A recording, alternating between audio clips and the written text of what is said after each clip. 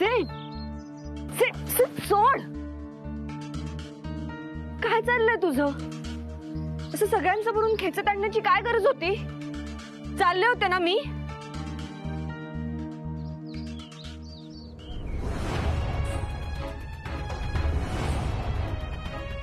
सिड काय करतोयस? माफ कर मला. मी तुझ्यावर अविश्वास दाखवला, तुझ्या प्रेमाचा अपमान केला. मनापासून माफी मागतोय. सिड उठ.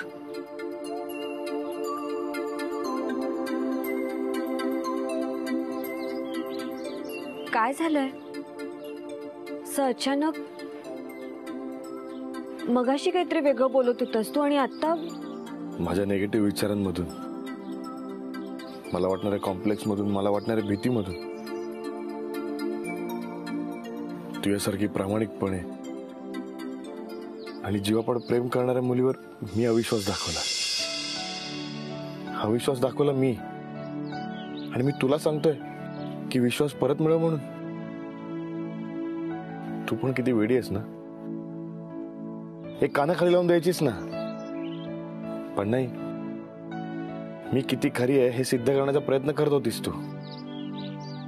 इतकी कशी ग चांगली तू. तुला आश्चर्य वाटत असेल ना की मी हे असं सगळं अचानक का बोलतोय. काय बोललास? परत बोल. मी आधी तिला तुझ्यापेक्षा जास्त ओळखतोय. कॉलेजमध्ये असताना मी तिला प्रपोज केलं होतं. त्यानंतर आम्ही आत्ता भेटलो. तू पटकन हे सगळं बोलून गेला आणि त्याला कळलं पण नाही की तू असं काहीतरी बोलून गेलाय. मी हेच सांगायचा प्रयत्न करत होते तुला. कॉलेजमध्ये एवढा संबंध आलाच नाही, पण कॉलेज नंतर सुद्धा आम्ही भेटलो नाहीये. सॉरी, चुकलो मी. मान्य मी हे चॅलेंज हरलो. मला एकही प्रश्नाचं उत्तर बरोबर देता आलं नाही. पण तुला माहिती मला आता काय वाटतंय की आपण आधीपेक्षा जास्त जवळ आलो. आणि हो, इथून पुढे काही झालं आणि कोणी काही बोललं तरी एकमेकांवरचा विश्वास हलू द्यायचा नाही. तुला असं नाही का वाटत की आता हे जे काय घडलं त्यामुळे आपलं नातं खूप स्ट्रॉंग झालंय? खरं सांगू तुला, मला कधी असं वाटलंच नाही की आपलं नातं तुटतंय. अगदी आता गाडीत बसून निघताना सुद्धा नाही. उलट मला असं वाटत होतं काही दिवस लांब राहू आपण, पण एक दिवस सगळं क्लिअर होईल, सगळं सॉर्ट आउट होईल.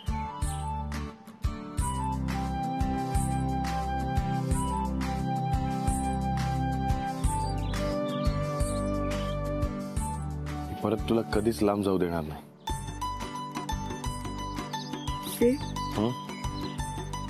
तुझा आता तरी माझ्यावर पूर्ण विश्वास आहे ना? हो.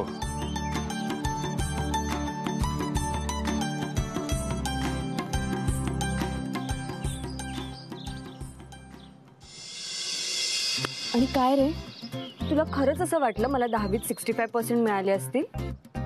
सिड, सॉरी. बरं जाऊ दे ना ते सगळं.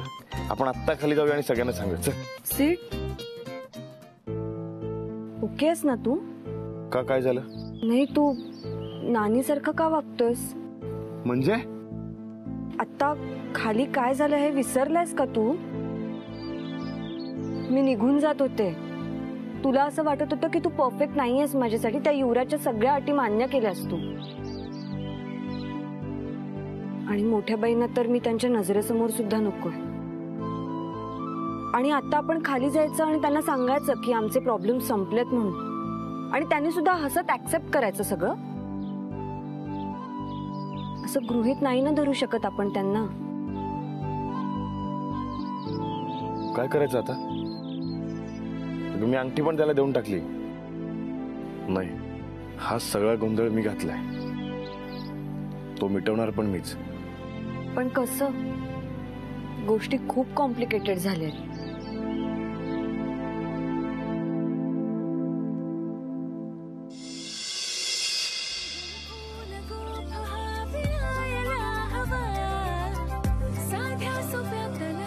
आता यातून आपल्याला एकच व्यक्ती वाचवू शकते.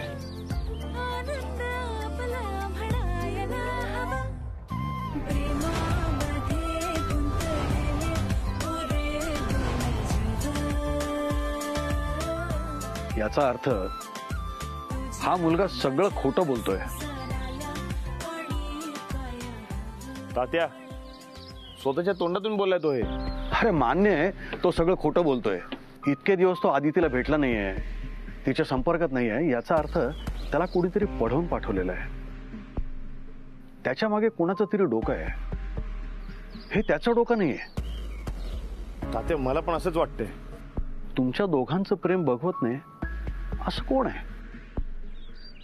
तुमचा साखरपुडा तुटल्याने कोणाला फायदा होणार आहे? तात्या, आता हा सगळा विचार करून काय फायदा आहे? जो काय मी गोंधळ घातलाय तो मी कसा निस्तरू? याचाच विचार करायला हवा.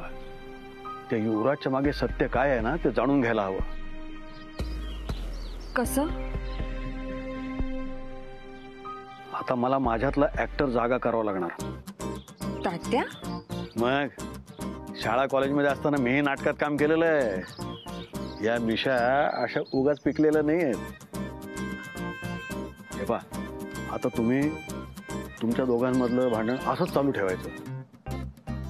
तुमच्यातलं गैरसमज दूर झालेलं आहे हे बाहेर कळता कामा नये. तात्या, पण नेमकं तुमच्या डोक्यात काय?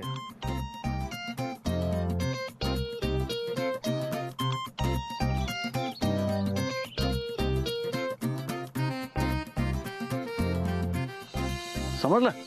हो, मी तुझ्या पाठीशी आहे आणि राहणार.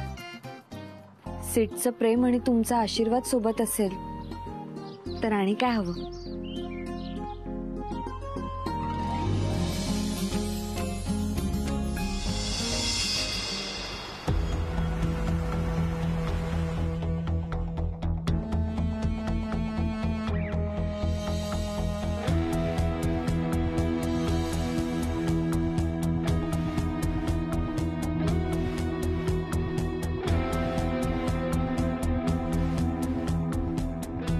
ही चीटिंग आहे. अदिती, तू सिद्धार्थला सांग. त्याने सह्या केल्या सर्व अटींसमोर. त्याने शब्द दिला होता सर्व अटी फॉलो करेन. तू त्याला सांग त्याच्या शब्दाशी लॉयल राहायला. ठरलेलं ना, तू स्वतःहून मुंबईला जात असशील तर तो तुला थांबवणार नाही. मग का थांबवलं त्याने तुला? बस, तुझ्या अटी त्याने मान्य केल्यात, मी नाही. तर त्याला जाऊन बोल. आणि आता तसंही काही बोलायची गरजच नाही. तुला हवंय तसंच घडलंय ना? अदिती बाळ, सिद्धूचं आणि तुझं काय ठरलंय माहित नाही मला, पण हे बघ, तू जर मुंबईला लगेच निघणार असशील तर मी आणि सखा सुद्धा तुझ्या बरोबर येणार आहे. नाही बयोजी, तुम्ही इथेच थांबा. तुमच्यामुळे तात्यांचा राग शांत होईल. अगं म्हणजे? म्हणजे सिडने हे चॅलेंज स्वीकारलं, तो ते हरला आणि माझ्यासाठी तो परफेक्ट नाही हे सिद्ध झालं. या सगळ्यामुळे तात्यांना खूप राग आलाय. बयोजी, तात्या खूप भडकलेत. त्यांना इतकं चिडलेलं मी कधीच नाही बघितलंय. तू जाऊ नकोस, थांब, मी बोलते त्यांच्याशी. नाही म्हणजे आता लगेच नका जाऊ. ते तुम्हाला पण काहीतरी बोलतील आणि मी तुम्हाला सांगितलं म्हणून मला सुद्धा. बयोजी, मला जाऊ द्या. माझ्यामुळे आधी कधीच न घडलेल्या गोष्टी घडतायत इथे. सिडला कानाखाली मारली तात्यांनी.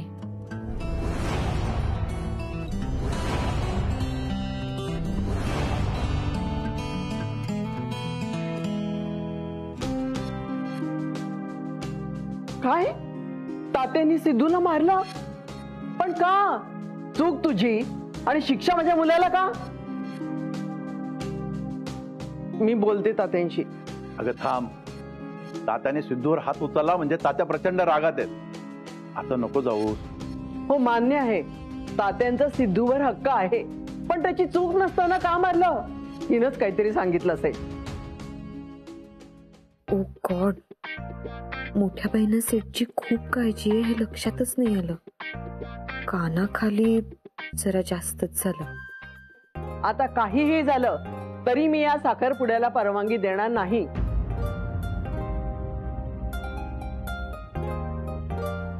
ही मुलगी नकोय मला सिद्धूच्या आयुष्यात. नाही येणार. संपलंय आमचं नातं. आणि तात्या सुद्धा स्पष्टपणे म्हणाले हा साखरपुडा नाही होणार म्हणून.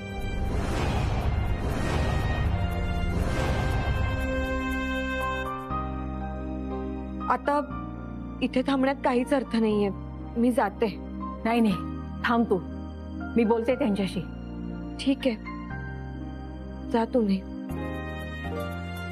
तात्या खूप ओरडलेत सेडला.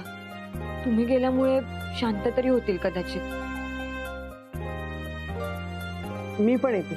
नको, आधी बयोबईला जाऊ दे. पण आज एवढे भडकलेत, अगदी सिद्धूर हात उचलेपर्यंत.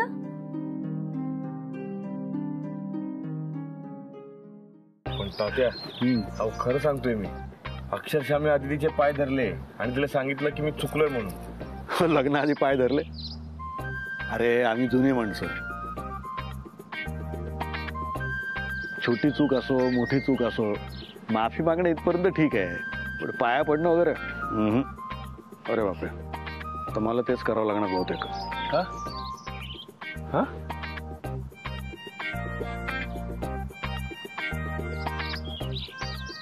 भयाची ये.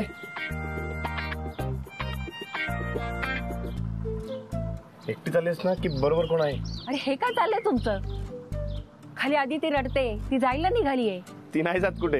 अरे मग आदितीने खाली येऊन सांगितलं ते सगळं खोटं आहे. ते सगळं तात्यांचं डोकं आहे. म्हणजे तुम्ही रागवला नाहीत? हो रागवलोय ना, पण स्वतःवर. अहो अहो हे काय करताय? चुकलोय मी. अहो कोणती चूक? आणि त्यासाठी पाय का धरताय? अहो तुमचा मान मोठा, तुम्ही माझा पाय धरणं बरं दिसतं का? अगं काय हरकत आहे? संसारात नवरा आणि बायकोचा मान समान असतो. नवऱ्याने बायकोचे पाय धरले ह्यात काही कमीपणा नसतो. अगं चूक झाली म्हणून माफी मागतोय ना. अगं सिद्धूने तर आदित्यवर अविश्वास दाखवला म्हणून पाय धरून माफी मागितली. त्यांचं तर अजून लग्नही व्हायचंय आणि मी इतके वर्षाच्या आपल्या एकत्र संसाराचा अपमान केला, तुझ्यावर अविश्वास दाखवला.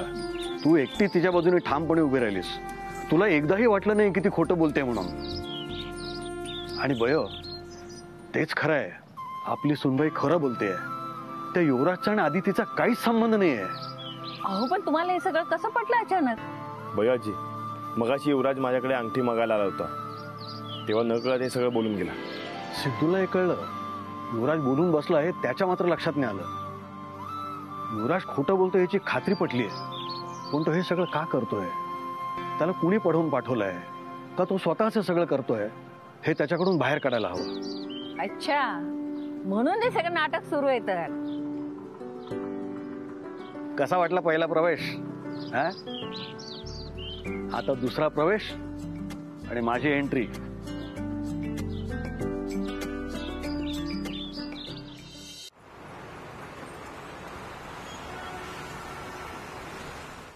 अदिती आता का थांबलीयस? चल निघूया. तात्यांनी जर स्पष्टपणे सांगितलं की साखरपुडा होणार नाहीये, तर आता कशासाठी वाट बघायची? लक्ष्मी, रे हो थांब ना जरा. तुला कसली घाई आहे इतकी? मला घाई नाहीये मिलिंद, पण आता कशासाठी थांबायचं इथे? या सिद्धार्थच्या आई अदितीला वाटेल तसं बोलतायत, ते ऐकून घेत राहायचं. त्यांना जशी त्यांच्या मुलाची काळजी आहे तशी मला नाहीये माझ्या मुलीची काळजी.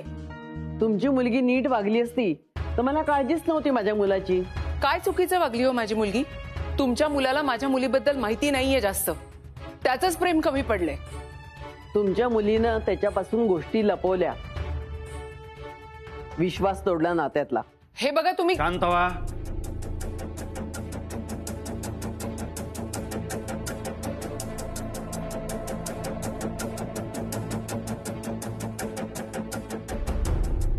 सुमित्रा, आदितीची आई, आता वाद घालण्यात काहीच अर्थ नाहीये. जे घडायचं ते घडून गेलंय. आता कोण चूक कोण बरोबर हे ठरवण्यात, एकमेकांना दोष देण्यात काहीच अर्थ नाहीये. हा जो काय प्रकार घडलाय ना, हा खरंच अस्वस्थ करणारा आहे. आणि यापुढे मला या घरामध्ये काळजी करायला लावणारं, दुःखी करणारं, वेदना देणारं असं काहीही बघायचं नाहीये. युवराज, आमची पिढी जुन्या विचारांची असेल कदाचित, त्यामुळे तुमच्यासारखं तुम्ही काय जे म्हणताय ना ते मूव्ह ऑन, ते नाही होता येत आम्हाला.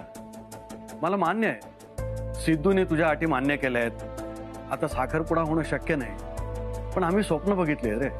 आदिती सून म्हणून आमच्या घरी येईल, सिद्धू आणि तिचा संसार सुखाचा होईल. पण आता सगळं संपलंय. तिला हवं तेव्हा ती मुंबईला जाऊ शकते. माझी एक विनंती आहे. हो बोला ना तात्या. मुलीचा लळा लागला रे आम्हाला. ती अशी अचानक मुंबईला निघून गेली ना तर आम्हाला खूप आठवण येत राहील तिची. तिलाही येईल आमची.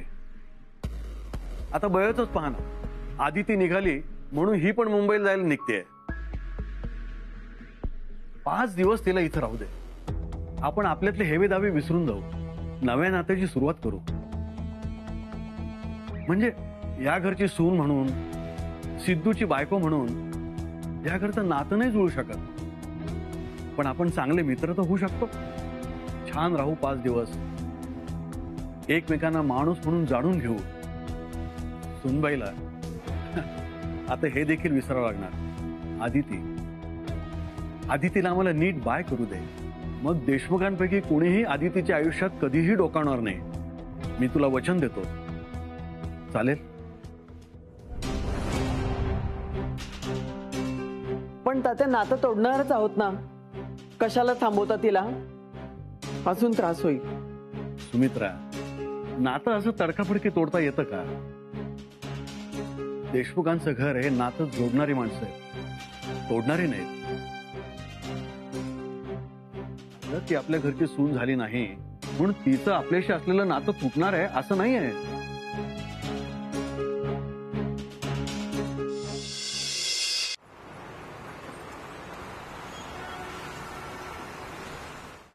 युवराज, तू बाकी कसाही असलास तरी वाईट माणूस नाही याची खात्री आहे मला. तुझ्या आवाजातला कोमलपणा तुझ्या स्वभावात नक्कीच असेल. हो तात्या, मी समजू शकतो. माझी काय हरकत नाही. राहू दे आधी तिला 5 दिवस. हा, पण मी सुद्धा राहणार. तुम्ही देशमुख खूप हुशार आहात. माझा विश्वास नाहीये तुमच्यावर. मी जाईन मुंबईला निघून आणि तुम्ही इथे आदित्य आणि सितारचा साखरपुडा उरकून घ्या. सो मी सुद्धा इथेच राहणार आणि सिद्धार्थने सह्या केलेल्या अटी त्याला पाळाव्याच लागतील.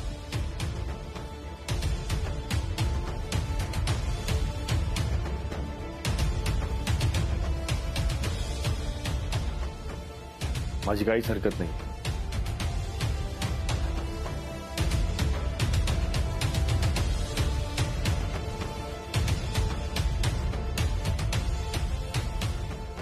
माझी हे हरकत नाही.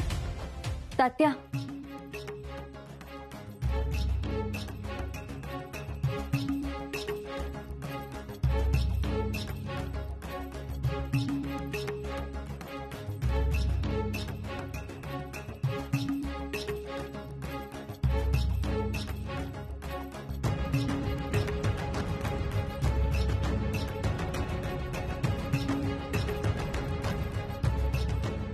तात्या, मी तुमच्या घरची सून नाही बनू शकले, पण तुमचे आशीर्वाद माझ्या पाठीशी कायम राहू द्या.